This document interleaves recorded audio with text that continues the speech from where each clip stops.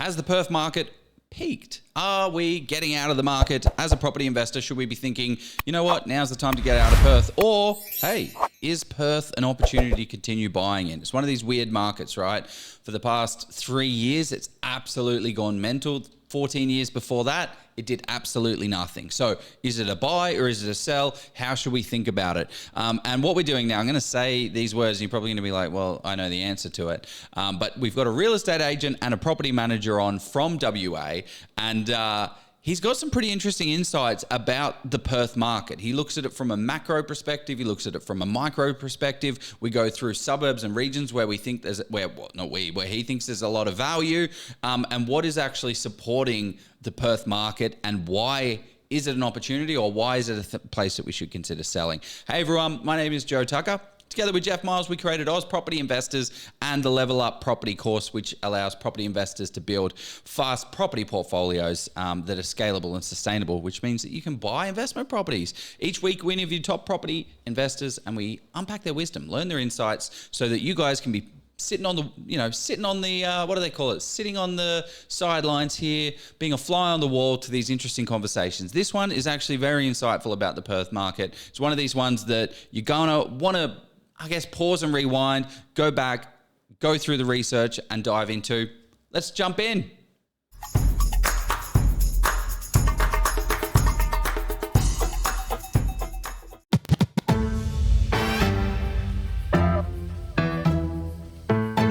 So first question I want to know is, we're going to share lots of things about insights on Perth, but what's currently sort of going on? What does it look like? What's the word on the street in Perth? Is it hot or is it not?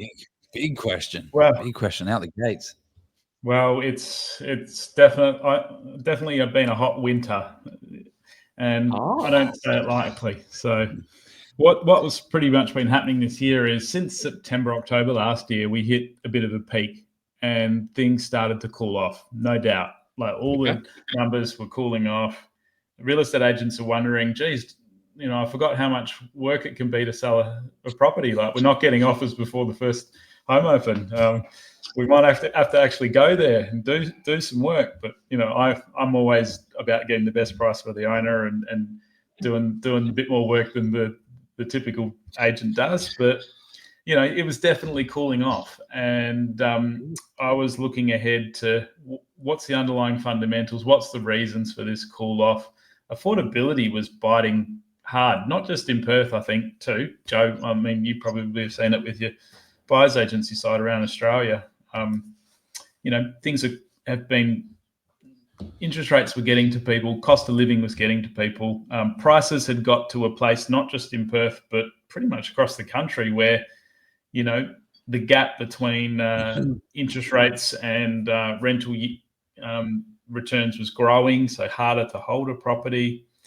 And it was starting to grind it down. And then we had the state election, so everything pretty much goes on pause while we're waiting for the outcome of that. I don't know why, but I've been through a number of state elections, federal elections now.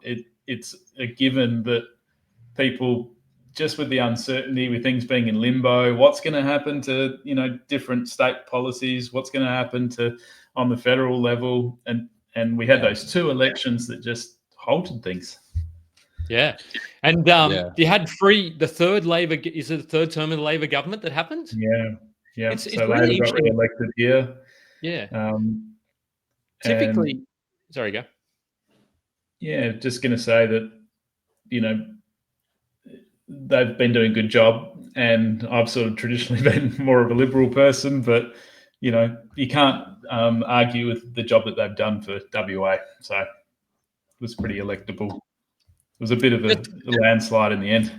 Yeah, just on that, because I know that we don't talk too much about politics, but I think it's sort of because, is there are they sort of slightly really benefited from what's happened in mining? Yes, we sort of, that's a cliche. Yeah, that's all. Yeah. So have they been off the back of the resources? So would the type of government been in Liberal, Labor, whichever these days, would they still have done pretty well anyway? Or is it good economic management over there? Look, they did have a lot to work with, but thankfully they haven't done too much to disrupt things, and particularly with the property market too. I mean, we look around the other states. We've had Victoria have their horrible land tax that they're putting onto property investors and really putting property investors off. We've had the Residential Tenancies Act getting really twisted up in Victoria, as well as Queensland kind of going that way, but Perth has been sort of kept more business as usual, and I think that's also helped the attractiveness of property investors and just the confidence factor, I think. Yeah.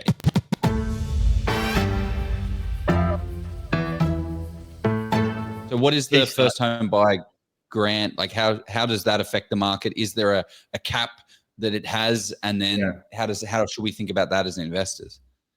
Well, it's making a huge impact already, because first home buyers cap on the transfer duty, which is stamp duty, used to be 600K. So when I'm selling a property that was at 590, I'd get offers and they'd stop at 600, and I'm like, you need another 5K to beat this person, but people walk away just because they don't want to go and pay full duty, and they want the concessional rate, which is basically part duty that they pay instead. So what the state government's done now is they've changed the threshold to 700K, and you get full exemption for 500K on a property purchase. But that is pretty much going to increase every property that's got a 6 in front of it to having a 7 in front of it very soon. And that alone I'm seeing it really driving the market already. So a big change that's going to impact any investor that's holding a property and with the 6 in the front still. Yeah, well, you do see this. I mean, like back in the day, there was Steve McKnight, who wrote a book called 0 to 260 Properties, and he went into, where was it, Jeff Ballarat, I think, and there was like exactly this situation where you could buy property for, I don't know, whatever it was, 300,000, and then the stamp duty was up to 400,000, and what was it, Jeff? Whatever it was, it's just some they're buying for like 80, 40 or 50,000, Joe. This is the year 2000. Jesus, okay. Okay, yeah, true. Well, the other thing that's helping that is we've got Key Start here, which is our sort of state, financing side for first home buyers, and their threshold is now increased to 730K that they'll finance purchases up to. So that's the other factor. A buyer only needs 2% deposit, and if you meet that, if you're a single and you're earning less than 148K, so that's 14. You need 14 grand to buy a $730,000 property. Essentially, 15 grand. Save your heart out. Still need the borrowing capacity. That's the. Yeah. So certainly lowering, that. When I look around Australia, it doesn't seem like any other sort of state governments are doing as much to get people in, as that financing product does. They don't pay any lender's mortgage insurance, slightly higher interest rate, but what a lot of them do is after 4 or 5 years they refinance out to another bank when they've got the equity in there. How is I guess one of the challenges that WA was faced with 2, 3, 4 years ago was the constraints around building, right? Like the building supply and building projects coming to market. It was COVID. There was a lot of, there wasn't a lot of lockdowns in Perth, to be honest. It was pretty open. Everyone from Victoria was going to Perth. But how have you seen that shift now? Like, are projects getting built? How is the supply side of things in the Perth market going now? Well, there has been an increase in the building approvals and what's actually getting constructed over the last year on year over the last few years. But compared to our actual population growth, there's still a massive shortfall.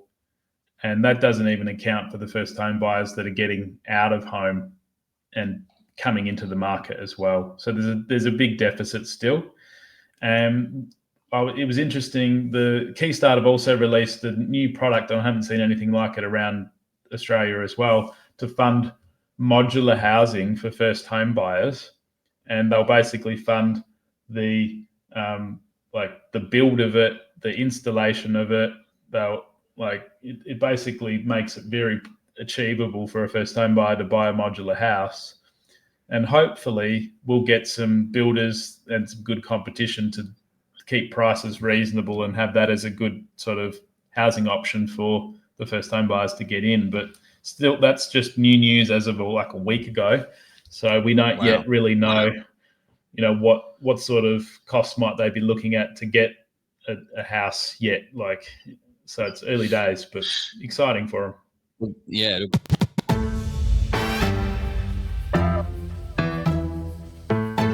Are there any areas where you see like arrears now, where things are starting to get to that affordability level where people are now like, no, I can't pay my like bloody rent? Obviously, you as a property manager, you vet a lot of people so that doesn't happen. But I know from the grapevine, you probably would have heard, actually, this area is starting to get a lot of people going to the court and having to get their rent. Like, where are you seeing, where are those areas? Where are some of the cautious areas?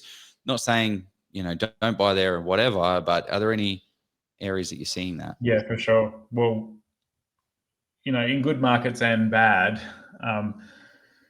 the areas like around Kwinana, around it's just going to be a lot harder in a downward market to sell and rent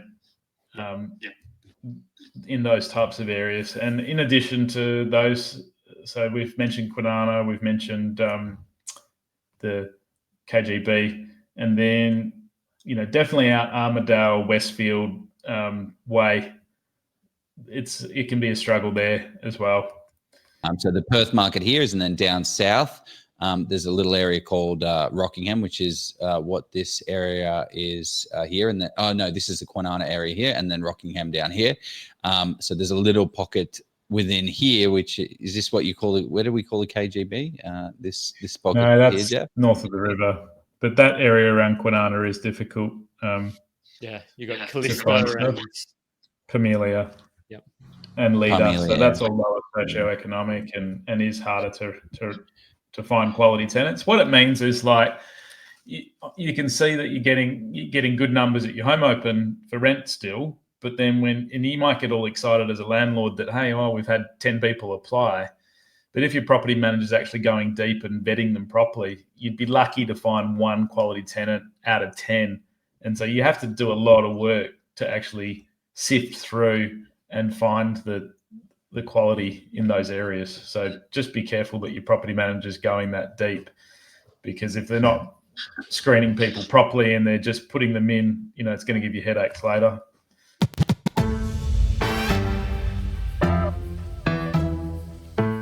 Let's move on. Is the next segment, the middle segment, is that probably your favorite pocket of the market, Jarrad, or which? That's what is heating up the most.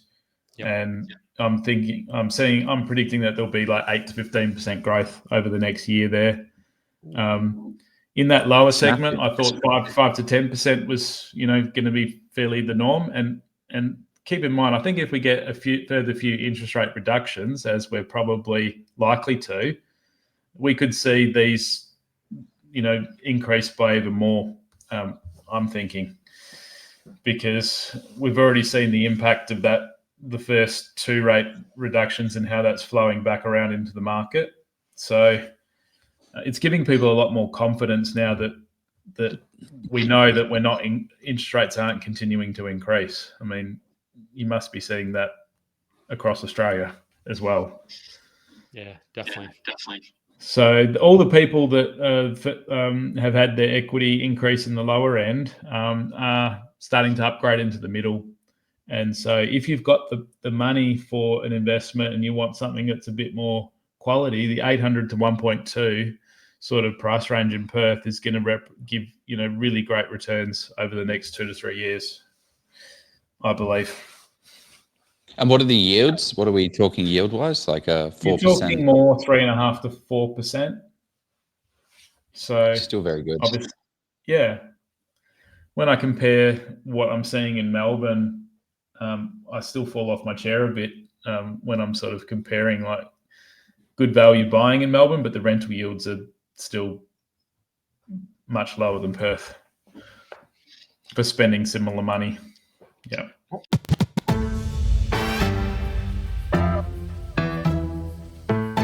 you've built a sizable portfolio yourself. How do you sort of think about that as an investor? I think it all comes down to creating a plan that's going to work for you, because if you'd listen to any, I like to think, what is the person's vested interest in promoting a certain type of property price point or and I think I'm very agnostic, as in, like, we manage properties that are in the lower end. We manage properties that are in the upper end. I started out building my portfolio in the lower end because that's what I could afford. And it gave me the gains, and I value added on top of that as well with renovation and subdivision, just to a small scale. Yeah.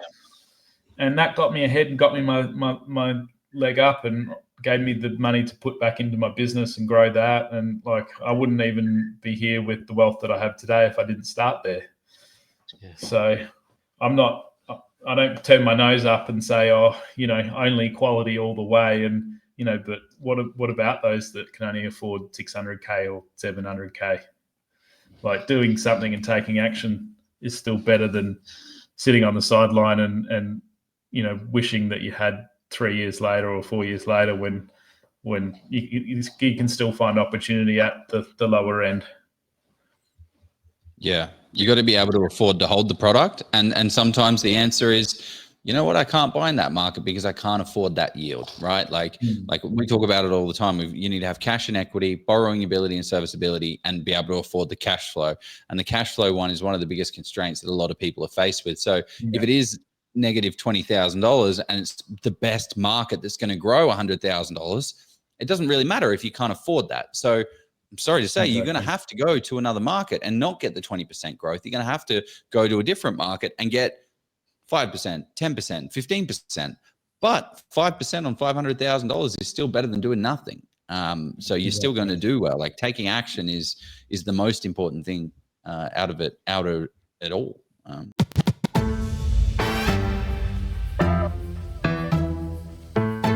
Well, you do need to do it strategically. And if you go and ask the local real estate agent who's might be managing your property, should you sell? The answer is usually always going to be yes, you should sell, because that's what they do. They want to get sales.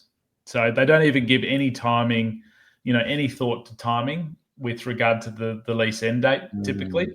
And that is one of the key considerations, because if you go and sell any further than 8 weeks out from your lease end date, you're immediately limiting it to really only investors that will look at it. Home buyers don't want to wait around for a settlement, and they want to move into the property. So that's the golden rule. And here in WA, in pretty much all leases stand regardless of a sale across Australia. So you can always go and negotiate with your tenant and come to a compensation agreement, which we've done on many occasions. But ideally, you'd want to time it to being, you start your planning process 3 months out. You look at your suggested improvements. You get that presentation dialed in. You work out, are you going to sell with the tenant there or vacate them?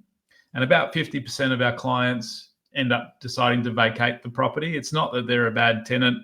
It's just that it's not optimum for selling a lifestyle. So we want to sell. Staging can be wonderful to painting that lifestyle and having people buy into that, not just the property. And the trouble when a property is vacant is you walk around and see every imperfection that a property has. And because there's no furniture to just distract you or take your eye away or for you to get emotional about, staging is every property I've ever personally sold, I've used staging. It gets buyers into that emotional space. And there's what investors need to understand, because they're so logical with their thinking that they often can't understand the difference between. I actually give people 2 prices when I appraise a property. There's the logical price, which is what all the sale data is based on, but we're trying to get into the emotional price, and that's where we have buyers competing for it and wanting to outbid each other and getting FOMO. And that's my job as a sales agent, to create that emotional. So how much is staging? Like, how much should I expect for staging to sell my property? 4x2 here in Perth, you're spending typically around $4,500 for a 4x2. So that's a bigger house with 2 living areas, outdoor furniture, full sort of staged.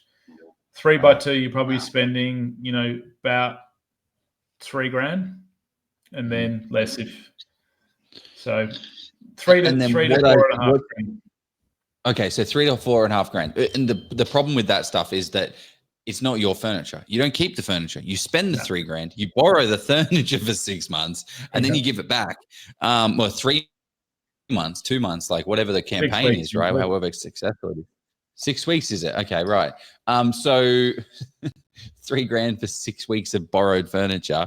How much have you seen that it gets? If it's going to give me 30K, Joe, I'll take a 10x return. It makes a massive difference. So I've sold identical like you can't go and sell a property twice, right? And know exactly the difference. But I've sold identical apartments, like one after each other, and I got 15K more for the apartment that was staged and sold it quicker. And that's the closest to a real world, you know, exact real world for like comparison. But I just see the difference that when you've got buyers much more excited, much more emotional, and you're getting that multiple offer situation, like that's where you can get a really exciting price for something and get much more than you thought. Yeah, and it's all of these things that as a property investor, I see as deals that I've made a massive return on. Lease timing ending with eight weeks. Yeah, if I buy a property that has a tenant existing that's expiring in 6 months, you can negotiate so much harder because the vendor knows that they're not going to they're only going to get investors. And typically these deals are sold off market as well. So there's not a whole heap of bunch of competition. So tenant and vacant staging. Yeah, I mean, as soon as you see a beautiful owner-occupied staged property, I'm just like, I'm not even going to waste my time with that deal because I know it's going to get that emotional premium, renovations, exceptional marketing. If the photos look amazing, you just know that the inquiry is going to be large as well. Creating competition, why ever sell off market through strong negotiation.